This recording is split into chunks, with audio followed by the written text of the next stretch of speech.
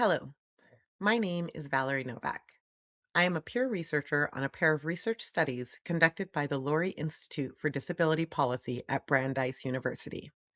These research studies looked at people of color with disabilities and the barriers and supports they encountered when trying to transition out of nursing homes.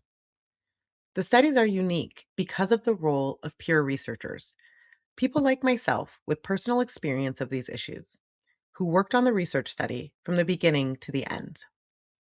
Our research found that disabled people of color face six major barriers.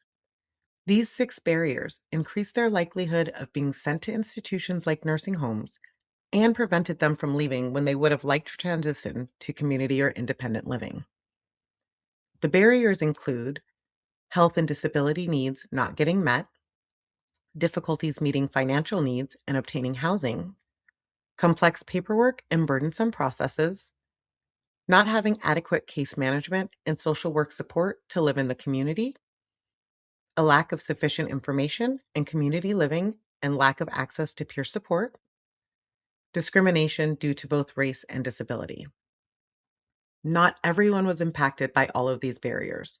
In addition, social determinants of health, such as poverty and housing challenges, negatively made these impacts worse. In the face of these barriers, however, our research found several supports that were helpful, including culturally responsive systems for transitioning out of nursing homes, including information resources, community policies and programs, coordinated supports for home and community-based services, and supportive interpersonal relationships with the disability community. All in all, with adequate support networks, culturally validating programs, and community resources, the transition from institutions to the community could improve and lead to better access to support for home and community-based services and to community living opportunities for people of color with disabilities.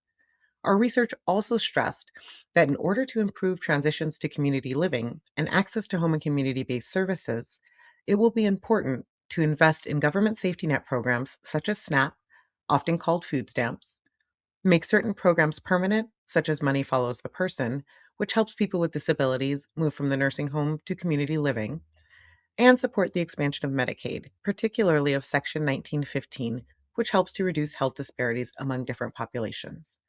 If you'd like to learn more about this research, the peer research process, or community living equity, please contact us at clequity@brandeis.edu.